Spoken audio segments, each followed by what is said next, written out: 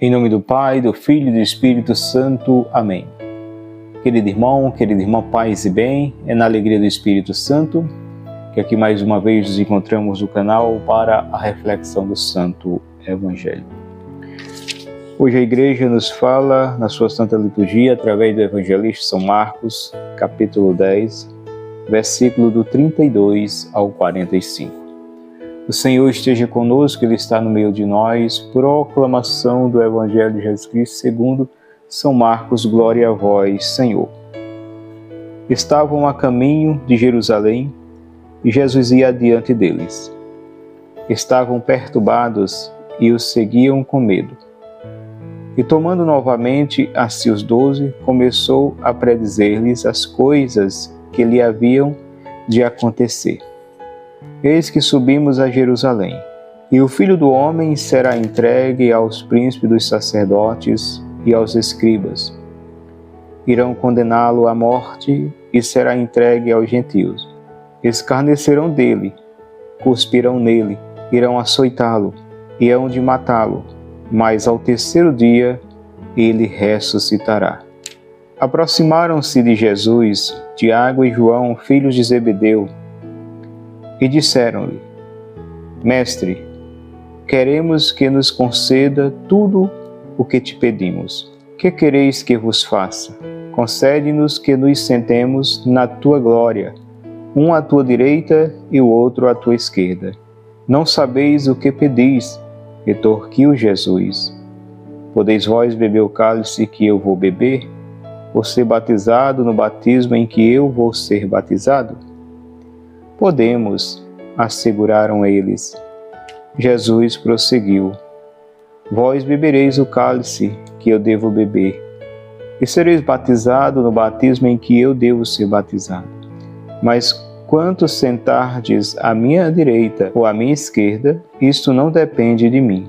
O lugar compete àqueles a quem está destinado.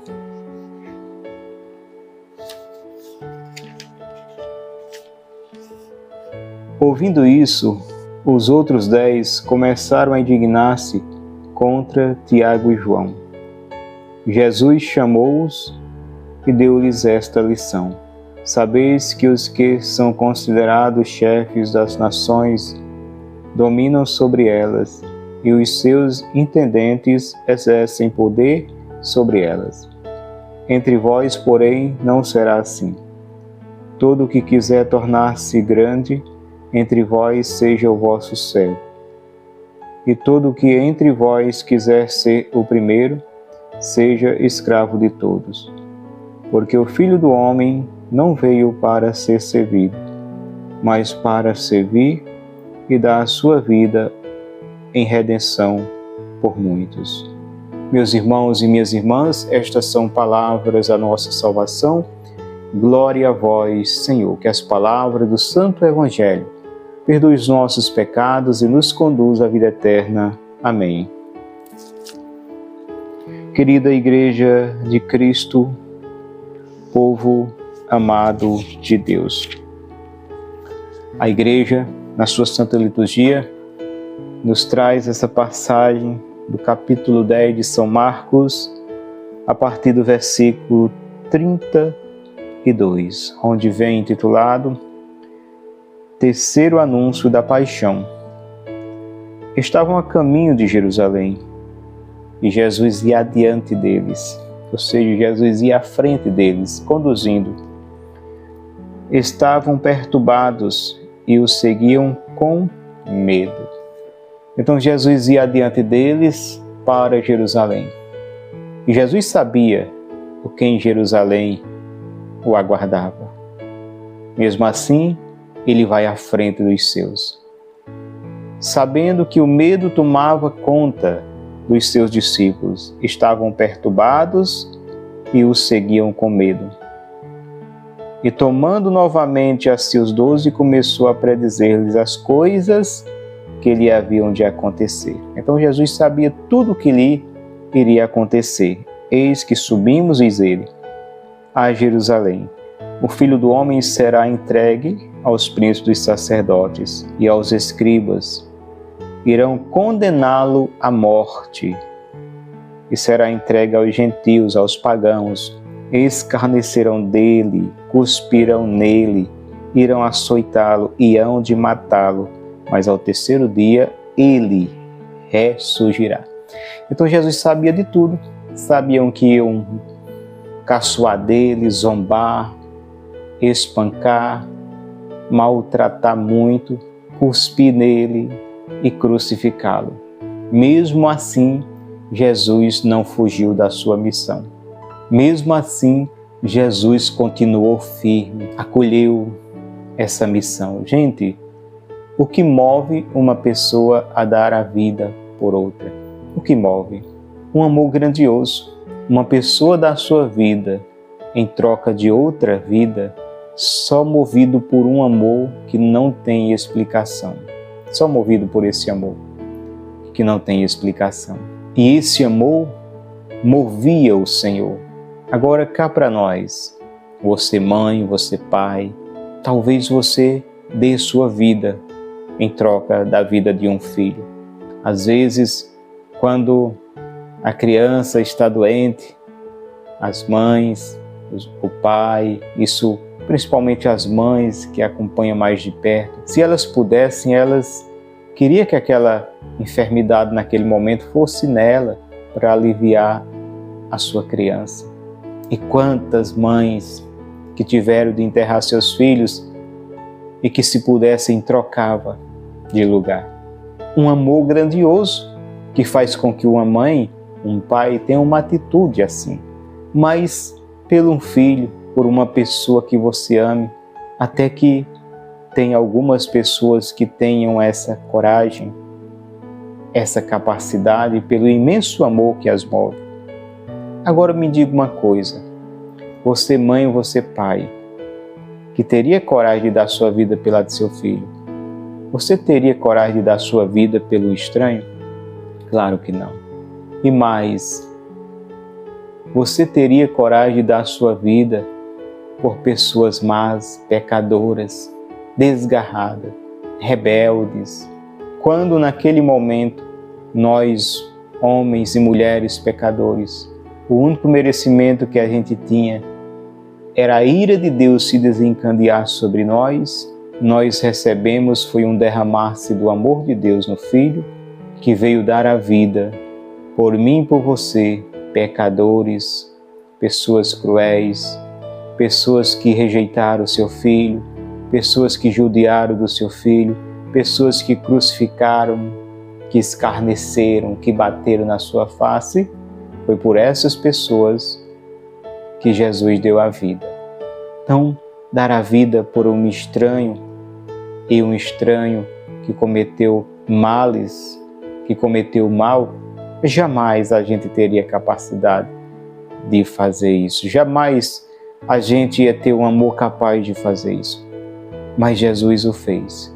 O fez não porque a gente merecesse. Não fez não porque a gente amasse Deus. Não porque a gente servisse fielmente a Deus. Mas o fez livremente por amor. Quando nós fomos infiéis, éramos infiéis na realidade, Deus continuou fiel e não negou o que Ele é, fiel. Por amor a cada um de nós, o seu Filho veio e deu a vida para nos resgatar. Então Jesus ele está dizendo aqui, eu vou e em Jerusalém o que me espera é isso. Ele diz aqui, eis que subimos a Jerusalém. O Filho do Homem será entregue aos príncipes sacerdotes e aos escribas, irão condená-lo à morte, será entregue aos pagãos, os gentios, escarnecerão dele, cuspirão nele, irão açoitá-lo, hão de matá-lo. Então Jesus sabia, os pormenores de tudo que ia acontecer com ele, até as cusparadas, ele já sabia que iria receber, mas ele não recuou, ele não desistiu. E aqui, para mim e você, que somos pessoas de caminhada, engajadas na igreja, pessoas que evangelizam, pessoas que pregam, pessoas que servem na igreja, seja qual for o ministério, seja qual for o dom que você tem, que você serve à igreja. Até mesmo se você só varre a igreja, é um dom, viu? E é um dom é muito importante. É um dom. E aí? Será que diante das perseguições nos dá vontade de cada vez mais avançar para as águas mais profundas, avançar mais na vontade de Deus? Ou diante das perseguições, tal qual que o Senhor sabia que esperava ele em Jerusalém, era açoite, era cusparada, era cadeias, era morte, mas mesmo assim a missão de Deus o levava a Jerusalém. E a missão que Deus tem para cada um de nós também nos leva a Jerusalém. Jerusalém que aqui, nesse momento, simboliza cruz, crucificação, o sofrimento de Jesus. Nós devemos permanecer firmes na missão que o Senhor nos confiou, mesmo diante também das cruzes da vida, das dificuldades. Devemos confiar no Senhor, olhar para Ele, unicamente para Ele e não desistir, continuar firme. Foi isso que Jesus fez, olhou para o Pai, olhou para a humanidade pecadora, certo? Pecadora. Nós não tinha nada a atrair os olhares de Deus, porque a gente só estava cometendo pecados e mais pecados, males e mais males. Rejeitamos Deus, rejeitamos o Filho de Deus, rejeitamos o sagrado, nos entregamos ao profano. Então, a gente não tinha como atrair os olhos de Deus através de algo bom que a gente estivesse fazendo, na graça, na obediência, não. Deus nos olhou livre com amor, sem merecermos. E mais do que um olhar de amor, Deus teve atitude concreta de amor. Quando no seu plano de salvação à humanidade, Ele envia seu Filho ao mundo, como diz lá em João 3,16, de tal forma Deus amou ao mundo, que enviou seu Filho ao mundo não para que seja o mundo condenado por Ele, mas para que seja salvo. Então, Jesus veio ao mundo e na cruz, no sofrimento que Ele passou por cada um de nós, salvar a cada um de nós. Recebeu todas as dores, todos os açoites, todos os sofrimentos na carne, e na carne Ele condena o pecado para que Ele, pelo seu sangue, nos redimisse, para que cada um de nós, apesar da nossa má conduta diante de Deus, fôssemos agraciados pela graça de Deus no Filho e pudéssemos em Cristo Jesus entrar no céu com Jesus. Foi isso que Ele mesmo disse, aquele homem que estava sendo crucificado com Ele ao lado da cruz, que olhou para Ele e recorreu a Ele, a sua misericórdia, pedindo a Ele: tende misericórdia e lembra-te de mim, Senhor. Quando entrares no paraíso, no teu reino. Ele acreditou. E Jesus disse: ainda hoje, não é amanhã não, ainda hoje tu estarás comigo no meu reino. Então a misericórdia do Senhor é imensa, é grandiosa para com cada um de nós. Por isso que Jesus não desceu da cruz, por isso que Jesus não fugiu da cruz, por isso que Jesus, mesmo cansado, judiado, porque passou a noite toda sendo açoitado, maltratado, e no outro dia obrigado a carregar uma cruz pesada até o Monte Calvário, Jesus abraçou essa cruz e caiu uma vez, caiu duas vezes, caiu três vezes, e Ele levantou, e essas quedas do Senhor está dizendo a mim e a você, quantas vezes a gente caiu também. Se você caiu subindo, se você caiu na missão, o Senhor sempre convida a levantar. Levanta, levanta, levanta e continua.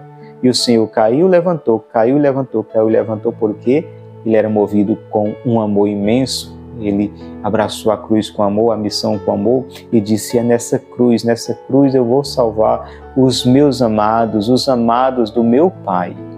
E assim Ele foi até o fim, que na realidade foi início, onde uns pensavam que tudo se acabava na cruz, na realidade na cruz tudo nasce, não é assim? Quando a pessoa sepulta um ente querido, a gente olha e pensa, acabou aquela vida, chegou o fim, mas na realidade não é o fim, é o início de tudo, é o início da vida nova, é o início da vida eterna, da vida que Deus sonhou para cada um de nós. Então, quando os homens e mulheres de fé, no caso Nossa Senhora, estavam de pé diante da cruz, olhava para Jesus, embora aquela cena trazia a Nossa Senhora dor, porque ela viu o filho sofrer, certo? E Nossa Senhora, ela era humana, como qualquer um de nós. Nossa Senhora não era um espírito, um anjo, era uma pessoa humana, que sentia dor, que tinha suas emoções, que chorava. Então ela aquele que estava sendo crucificado, é filho, é fruto das suas entranhas. Maria amamentou, Maria cuidou, Maria acalentou, e ela estava vendo. Embora ela tivesse convicção da ressurreição, mas ela, ao ver, ela sofreu. Uma espada de dor transpassará a tua alma, já disse o velho Simeão. Então Maria sofria, mas Maria sofria de pé. Maria sofria com a certeza que a ressurreição viria. Então, você também, mesmo com fé, mesmo crendo na ressurreição, quantos de nós choramos os nossos mortos? Mesmo você, homem e mulher de fé, que acredita na ressurreição, você chorou pelaquela pessoa amada. Mas mesmo assim, você se manteve de pé porque você mesmo chorando a dor da partida, você acreditou e acredita na ressurreição. Então, como a cruz, alguns olhavam que era o fim, na realidade era o início de tudo. Como na morte, no momento ali que o corpo está no caixão, que é levado ali para o sepultamento, uns dizem, chegou o fim, acabou para essa pessoa. Mas na fé, chegou, foi o início de tudo. A morte, e é tanto que se enterra, né, a pessoa, e tudo que se enterra é tipo uma plantação. Se você coloca uma semente e enterra, ela vai morrer, porque ela só nasce se ela morrer. Se a semente você coloca na terra, ela não morre, ela não nasce. Mas quando você coloca a semente, ela morre e ela dá uma nova vida. Assim também é quando o nosso corpo é colocado na terra e ali ele morto e nasce para a vida eterna. Se desprende, como São Francisco de Assis dizia, se desprende a minha alma do cárcere. Ora, uma alma no cárcere. E ele dizia, meu corpo é o cárcere. Mas um dia esse corpo, ele vai descer à sepultura. E essas grades vai se abrir e minha alma vai ser liberta para ir para o amado, para ir abraçar o meu Senhor.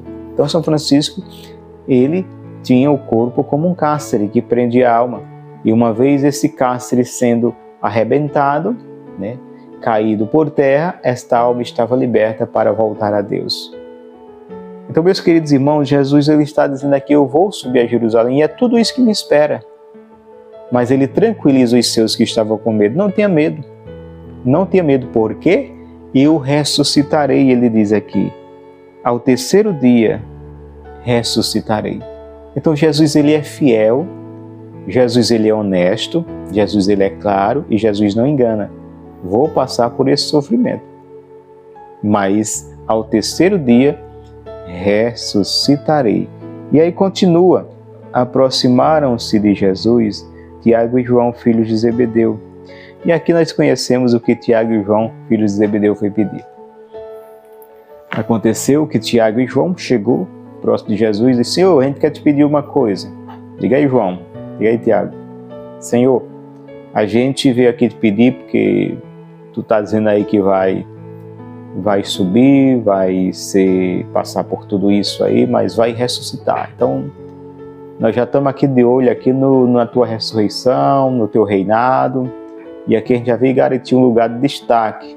E João, qual é o lugar de destaque? Olha, eu quero sentar aqui eu à direita e aqui o meu amigo à esquerda. Muito bem. Podeis vós beber o cálice que eu devo beber?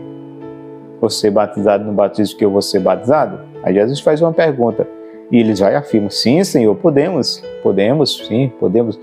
Eu não sei se eles sabiam nem o que estavam respondendo. E aí Jesus diz, sim, de fato, vocês bebereis o cálice que eu devo beber e sereis batizados no batismo que eu vou ser batizado. E aqui Jesus falava das suas dores, do seu suplício, do seu martírio. E que realmente os apóstolos passaram por essas dores. Mas sentar um à minha direita ou à minha esquerda, isso não depende de mim.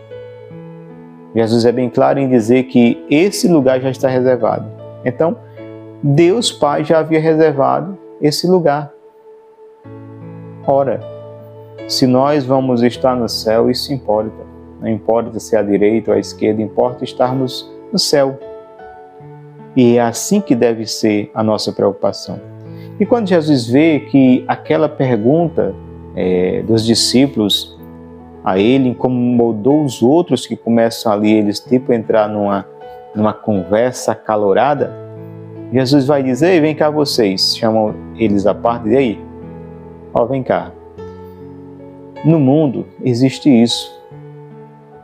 Sabeis que os governantes, os poderosos, os reis dominam e governam com autoridade e exercem o seu poder e autoridade uns sobre os outros. Ele diz: no meu reino não é assim. Não é o lugar de destaque nesse mundo que vai te dar primeiro lugar no céu, ou lugar de destaque no céu. Pelo contrário, vocês querem ser primeiro, quer ser grande diante do meu Pai? Seja humilde. Seja aqueles que servem a todos. Seja aqueles que se preocupam com o outro. Seja aquele que ama os não amáveis. Seja aquele que tem paciência com os intoleráveis.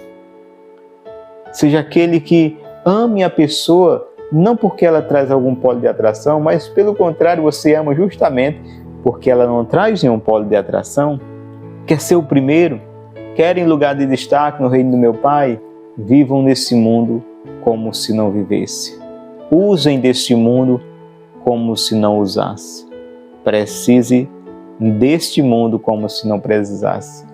Então Jesus está dizendo: vivam nesse mundo diferente, dando prioridade ao reino de Deus, vivendo esse amor. Não coloque coisas acima de pessoas, não coloque cargos acima de pessoas, não coloque bens materiais acima de pessoas. A vida do outro, para mim, é o que importa. O ser importa para mim. Não ter, não posses, não coisas. E aí nós lembramos do que Jesus disse em outras passagens. O sábado foi feito para o homem e não o homem para o sábado. Ou seja, tudo é feito para o bem do homem, não para o mal do homem, não para escravizar o homem. O dinheiro foi feito para o homem, não o homem para o dinheiro. Então a vida do outro é muito mais importante do que as regras que escraviza, que maltrata, que diminui, que exclui. Então Jesus está nos chamando a atenção para viver essa humildade, a simplicidade e o amor ao próximo no serviço ao seu reino. Quem quer ser o primeiro, seja aquele que serve a todos. Assim como eu vim, não para ser servido, mas para servir da minha vida em resgate por uma multidão. Então ele se coloca como exemplo. Quer ser o primeiro? Sirva a todos. Não é só aqueles que te servem, não é só aqueles que te agradam, não é só aqueles que você tem amizade, não é só aqueles toleráveis, amáveis, não. Sirva a todos. Então, meus irmãos, se realmente nós queremos entrar neste céu já conquistado por Jesus, mas é preciso que cada um de nós faça a nossa parte para podermos usufruir dessa graça, é preciso viver essa humildade. É preciso acolher a vontade do Senhor, não somente nos nossos cânticos, nas nossas emoções e empolgações, nas nossas prédicas e pregações, mas na vivência e na prática e no acolhimento da vontade de Deus na nossa vida. E Ele é justo e verdadeiro e não nos pede algo que não possamos dar, até porque o que Ele nos pede a dar na vivência de Sua palavra, Ele nos oferece o Espírito Santo, a força do alto que vai nos dar a graça de viver esta palavra. Então que eu e você possamos acolher essa palavra no nosso coração e dizer sempre: eis-me aqui, Senhor, aqui estou diante da Tua presença para viver o Teu amor. conduz-me sempre na tua graça e na tua vontade. Assim seja. Amém. Querido irmão, querida irmã, que foi mais uma reflexão no canal. Fica com Deus que eu vou com Ele e até a próxima oportunidade, se assim Ele nos permitir. Paz e bem.